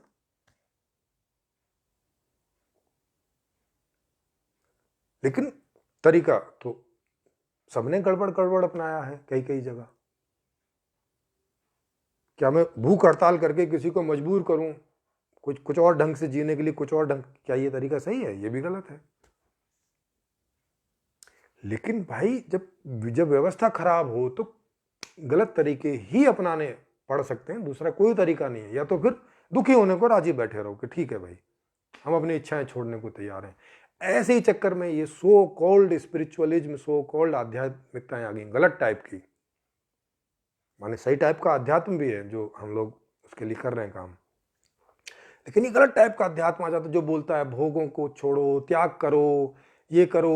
ये ऊट पटांग टाइप की चीजें, इच्छाओं को हटाओ, इच्छाएं ही दुखों का कारण है, ये आलतू फालतू की बात सब, कि परिवर्तनशीलता ही दुखों का कारण है।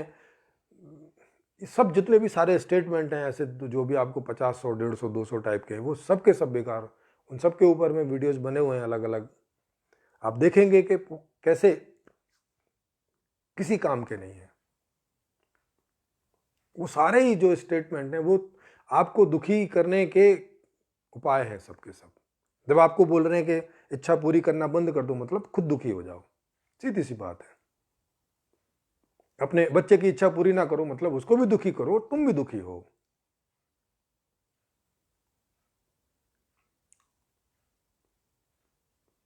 माने दुखी होने का उपक्रम, तो दुखी होने तो कहीं से भी जस्टिफाई नहीं होगा। माने फिर जी काय के लिए रहे, दुखी होने के लिए?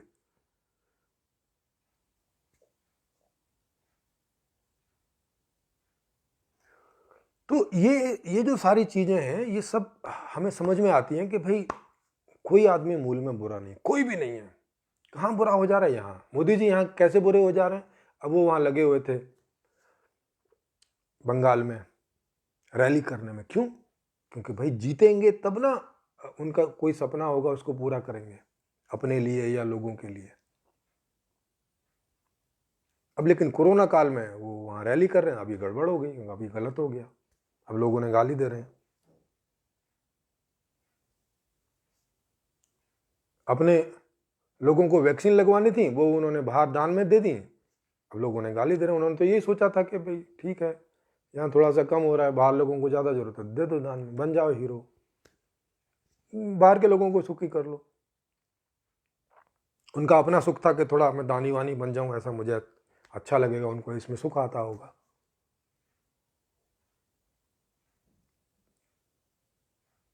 पर यहाँ कोरोना बढ़ गया और सब गड़बड़ सड़बड़ हो गई। अब वो प्रधानमंत्री बने हुए हैं, लेकिन इकोनॉमिक्स की का उनको ज्ञान नहीं है, अर्थशास्त्र को कैसे चलाया जाए ये उनको समझ नहीं है। तो अब अर्थशास्त्र जब से वो आए हैं तब से डाउन ही होता चला जा रहा है। अब इसमें क्या करें बेचारे, जिस चीज़ का ज्ञान ही नहीं है, अब बैठ गए उस पद पे जाके, अब क्या करें? उतनी क्षमता नहीं उनकी, उनकी उतनी योग्यता नहीं। भाई अब 10वीं 12वीं आदमी इससे ज़्यादा कर भी क्या सकता है? क्योंकि ये सारे डीप विषय हैं। अर्थशास्त्र, इतने बड़े देश के अर्थशास्त्र को ढंग से चलाना, मतलब कोई 10वीं 12वीं पढ़े लिखे आदमी से आप आशा करोगे? मैं तो नहीं करता। किसी बाबा से आशा करोगे ना? मैं तो बिल्कुल नहीं करता। कोई गांधी जैसा आदमी हो उससे आशा करोगे ना? गांधी जैसा होने से अर्थशास्त्र थोड़ी आ जाता है। अच्छी अच्छी बात करने से अर्थशास्त्र थोड़ी ना समझ में आता है भाई, वो एकदम बिल्कुल अलग विधा है।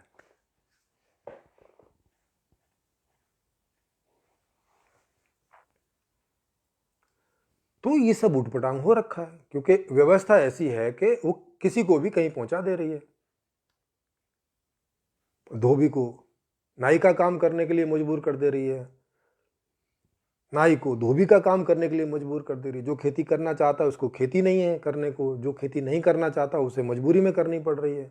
और वैसे ही जो जो प्रधानमंत्री के लायक नहीं है वो प्रधानमंत्री बन जा रहे हैं। जो मंत्री के लायक नहीं है वो मंत्री बन जाए, ऐसा सब हो जा रहा है उठपटांग। तो माने ये सारी प्रॉब्लम कहाँ से शुरू हो रही है? प्रॉब्लम शुरू हो रही है खराब व्यवस्था के कारण, जिस व्यवस्था में भी मूल है अर्थशास्त्र, खराब अर्थशास्त्र, गलत ढंग का अर्थशास्त्र। और उस गलत ढंग के अर्थशास्त्र की भी इनको ठीक से जानकारी नहीं है कि उसको भी थोड़ा ठीक से रन कर लें, मतलब उससे भी जो एक मैक्सिमम अच्छी स्थिति पाई जा सकती है वो कर लें ना। मैंने इस पूंजीवाद के लिए भी 2 वीडियो बना रखे हैं, आप यूट्यूब पे जाके देख सकते हैं। अगर ये पूंजीवाद को इस ढंग से चलाएं जैसे मैंने उसमें बताए हैं, 2 तरीके हैं, तो भी सारे लोगों को एक अच्छे खासे लेवल तक सुखी किया जा सकता है, सबको।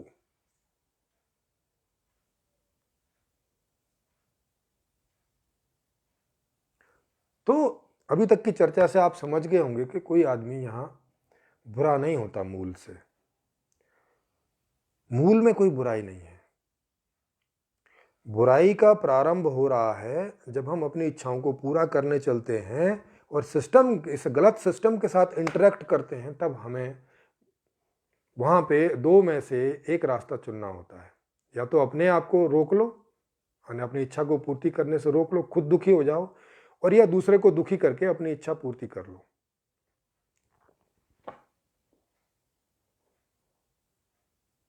तो जो लोग दूसरे को दुखी करके इच्छा पूर्ति के लिए चल देते हैं उन्हें हम बुरे बोलते हैं, माने उन्हें समाज व्यवस्था बुरा बोलती है, और अगर वो उन्हें पकड़ पाती है तो पकड़ के जेल में डाल देती है। बाकी जो लोग अपने आप को दुखी कर लेते हैं, नहीं कर पाते वो सारे प्रयास, तो वो खुद को दुखी करके बैठ जाते हैं। इन्हें हम लोग बोलते हैं अरे कितने बढ़िया लोग हैं, अरे कितना गरीब आदमी है, कितना सीधा सा है, खाने को रोटी तक नहीं है पर फिर भी चोरी नहीं करता, ऐसे बोलते हैं कितना बढ़िया आदमी। तो भैया जिंदगी किस काम की है? ऐसा बढ़िया होना किस काम का? क्या उपयोगिता है ऐसे अच्छा होने की? क्या है जो खुद को ना सुखी कर पाए, जो अपनी संतान को ना सुखी कर पाए, जो अपने गांव वालों को ना सुखी कर पाए, जो अपने देश वालों को ना सुखी? ऐसी जिंदगी तो लानत है ना, कि इसको कोई जिंदगी बोलेंगे क्या? इसमें क्या अच्छा है? इसमें अच्छा बोलने जैसा क्या है? कुछ भी नहीं। इससे तो मर जाना बेहतर है। और शायद कई सारे लोग परेशान होकर आत्महत्या इसीलिए कर लेते हैं कि दूसरों को वो दुखी करने की स्थिति में नहीं है, खुद भी एक स्थिति से ज्यादा दुखी हो नहीं सकते तो सुसाइड कर लेते हैं। क्योंकि जिंदगी है क्या वो? दुखी दुखी जीवन जीना क्या उसको जिंदगी बोलेंगे? नहीं, वो कोई जिंदगी नहीं है। वो जीना और नहीं जीना एक जैसा है, बराबर है। बल्कि मर जाना बेहतर है, कम से कम दुख तो खत्म होगा। जो आदमी दुख फील करता है वो प्रोसेस तो रुक जाएगी। तो वहां आत्महत्या करना सही लगने लगता है और आत्महत्या आदमी कर लेता है। कई बार फैमिली सहित कर लेता है, क्योंकि वो सोचता है कि मैं आत्महत्या कर लूंगा तो अब ये बच्चा है, मेरी बीवी है, अभी बाद में रह जाएंगे, इनका क्या होगा? तो सीधी सी बात है कि व्यवस्था खराब है। तो मैंने जो नई व्यवस्था बनाई है उसका मूल आधार यही है कि कोई आदमी बुरा नहीं होता, नंबर 1। और व्यवस्था ऐसी होनी चाहिए कि हर आदमी की बढ़िया जिंदगी के लिए जितनी भी ख्वाहिशें, जितनी भी इच्छाएं होती हैं, वो सब कैसे पूरी कर सकें, उसके लिए मैंने जैसा अर्थशास्त्र चाहिए बढ़िया वाला वैसा अर्थशास्त्र दिया है, जैसा राजनीतिक शास्त्र चाहिए वैसा राजनीति शास्त्र दिया है, जैसा शिक्षा शास्त्र चाहिए वैसा शिक्षा सिस्टम दिया है, जैसा परिवार का सिस्टम चाहिए वैसा परिवार का सिस्टम दिया है, जैसा समाज का सिस्टम चाहिए वैसा समाज का सिस्टम दिया है, और जैसा जीवन दर्शन चाहिए वैसा जीवन दर्शन दिया है। इन्हीं सारी चीज़ों से मिलकर ही कोई एक व्यवस्था, कंप्लीट व्यवस्था बन पाती है, यदि वो हर नागरिक की सभी इच्छाओं की पूर्ति कर पाने में सक्षम है। तो सभी प्रकार के क्षमताओं वाले आदमियों की सभी प्रकार की इच्छाओं को पूर्ति कर पाती है तो व्यवस्था ठीक है। फिर कोई आदमी पूरा ढंग का प्रयास नहीं करेगा, फिर कोई आदमी मूल में तो कोई बुरा है ही नहीं है, शाखा पर भी कोई आदमी बुरा नहीं होगा, सब कुछ चंगा चंगा सी रहेगा। तो आज की इससे आप समझ गए होंगे कि ये जो व्यवस्था का मूल है क्या है, और कोई आदमी मूल में बुरा नहीं है, और बुरा कहाँ से होना शुरू होता है, किन कारणों से होता है, ये सब आज समझ गए होंगे। अब देखते हैं कि अगर किन्हीं कोई सवाल पूछे हैं तो।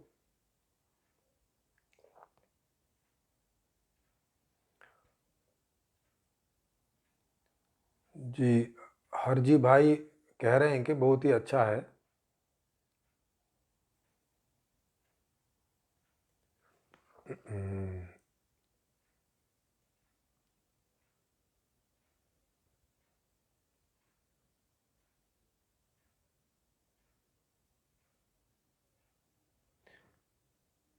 जी, हार्ड रोर जी कह रहे हैं, एक महत्वपूर्ण याचिका, कृपया हर एक शब्द बिल्कुल वैसे ही पढ़ें जैसे लिखा है, वरना समझदारी रास्ता भटक जाएगी।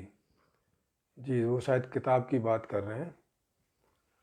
और क्या कह रहे हैं किताब में, अच्छा मैं नीचे से शुरू करता हूँ। ये एक्चुअली सुकांत प्रधान जी कह रहे हैं कि बिल्कुल सही बात, मैं उस वीडियो देखा और सुना है, हमारा भारत देश अमेरिका से आगे जा सकता है। जी, ये उन वीडियो की बात कर रहे हैं जो मैं बोल रहा हूँ कि पूंजीपति व्यवस्था में भी हम सारे लोगों को बहुत अच्छे हद तक सुखी कर सकते हैं। संपूर्ण रूप से तो नहीं, उसके लिए तो पूरी व्यवस्था ही बदलनी पड़ेगी, मगर आर्थिक रूप से और ये जो चीज़ें हैं, मतलब कम से कम भोग वाली अवस्थाओं में बड़े अच्छे से हम कर सकते हैं।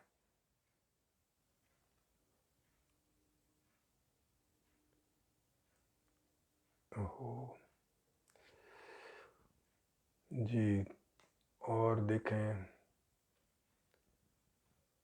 We shall overcome someday. जी, सुकांत प्रधान जी कह रहे हैं कि कभी तो इससे निकलेंगे। जी बिल्कुल, हम लोग प्रयास कर ही रहे हैं, निकलेंगे, जरूर निकलेंगे। प्रीति जी कह रही हैं, well explained Premjit ji, desire to live happily is the ultimate goal. जी जी बिल्कुल। योगा भोरे जी कह रहे हैं कि कुछ लोग मूल से ही बुरे दृष्ट होते हैं। जी, अगर आपके पास में इसके लिए कोई एक्सप्लेनेशन हो, कुछ आपने कैसे देखा, कि पहले आप बताएंगे कि मूल क्या है और वहाँ क्या बुरा आप देख पा रहे हैं किसी भी आदमी के अंदर, क्योंकि मैं तो बुरा नहीं देख पाया। मुझे तो जो मैंने देखा वो मैंने इस वीडियो में आपको बता दिया है, तो आप ओपन मंच पर आकर ये एक्सप्लेन कर सकते हैं, वहाँ आपके लिए पूरी जगह है, आप जितना देर बोलना चाहें बोल सकते हैं, और फिर आपसे लोग सवाल पूछेंगे, आप उनके जवाब दे सकते हैं। आप बता सकते हैं कि जिन लोगों में आपने कुछ बुरा देखा मूल में, तो वो क्या देखा, और आपके अंदर क्या वो चीज़ आपने अपने अंदर नहीं देखी, या सभी में देखी, या क्या देखी, जो भी कुछ है। क्योंकि आपका एक छोटा सा स्टेंजा है, आप बोल रहे हैं कि कुछ लोग मूल से ही बुरे दृष्ट होते हैं, बस आपने इतना बोला है। आपको क्यों बुरे लगते हैं, आपने क्या एनालिसिस किया है, क्या रिसर्च की है, ऐसा कुछ बताया नहीं। तो आपके पास कुछ भी हो ऐसा रिसर्च वगैरह, तो आप ओपन मंच पर आकर रख सकते हैं, या आपने कोई इस बारे में वीडियो बनाया हो तो उसका यहाँ लिंक दे सकते हैं, ताकि हम लोग देख सकें। क्योंकि आजकल तो आप अपना वीडियो भी बना सकते हैं बोल के कि भाई मुझे ऐसा दिखाई पड़ता है, और इसलिए दिखाई पड़ता है, मैंने ऐसा ऐसे देखा, जैसा मैंने बताया सब। जी, सरदार पटेल जी कह रहे हैं कि कोई भी जीवन सुख की तरफ ही गति करेगा, दुखों की तरफ से जीवन दूर भागता है। जी बिल्कुल सही बात है।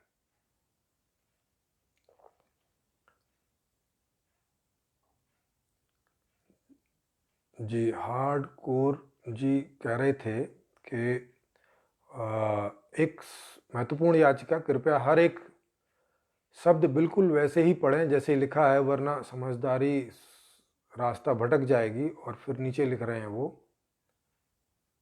कि सर आप मेरे सारे कमेंट्स पढ़ते हो, इससे मैं बहुत प्रसन्न हुआ हूँ, बहुत ही ज़्यादा प्रसन्न। फिर भी आपने पिछले वीडियो में मेरे कमेंट के एक दो शब्दों का उच्चारण गलत किया, लेकिन कोई बात नहीं, गलती इंसान से हो जाती है, इसके लिए मैं आपको कोई दंड चार्ज नहीं करूँगा। और इस गलती को मैं मेरे यूनिवर्स इतने बड़े दिल से माफ़ करता हूँ और ऐसी आशा रखता हूँ कि आगे भी आप मेरे कमेंट्स को ऐसे ही लेते लेते रहेंगे। धन्यवाद, शुक्रिया, अलविदा। जी, थोड़ा सा क्या है कि या तो इस मोबाइल में या इस फेसबुक में कोई प्रॉब्लम है कि जैसे मैं इसको अभी ऊपर करता हूँ तो वो कमेंट्स ऊपर नीचे अपने आप भाग जाते हैं, पता नहीं क्या प्रॉब्लम है। शायद फेसबुक अपना सॉफ्टवेयर चेंज कर रहा है, क्योंकि उसने कई चीज़ें चेंज की हैं पिछले कुछ दिनों में, तो वो अपनी कई चीज़ें चेंज कर रहा है, शायद उसकी वजह से हो रहा है, या मेरा मोबाइल ओवरलोड हो गया है क्योंकि इसमें स्पेस अब कम बचा है। बहुत सारे यहाँ वीडियो बन गए हैं रशिया में, तो उसकी वजह से हो रहा है, मालूम नहीं। तो इस वजह से मैं कई बार कोई पढ़ने में दिक्कत हो सकती है, तो उसके लिए क्षमा चाहूँगा।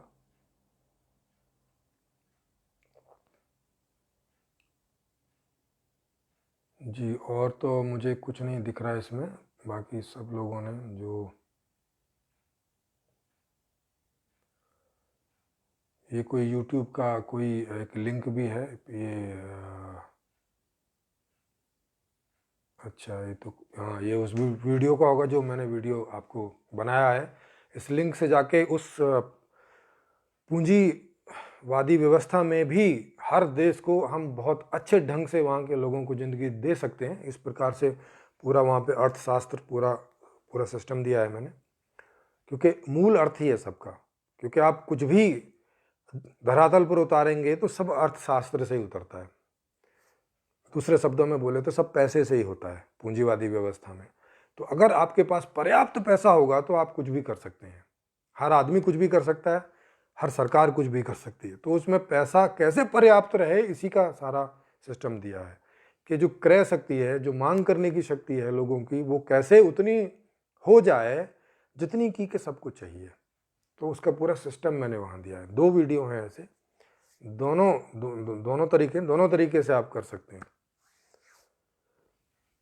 तो आपका बहुत बहुत धन्यवाद आज के इस कार्यक्रम में सहयोगी होने के लिए, और आगे फिर किसी और टॉपिक के साथ मैं आपके सामने उपस्थित होऊंगा। तब तक के लिए सभी का धन्यवाद, सभी को नमस्ते।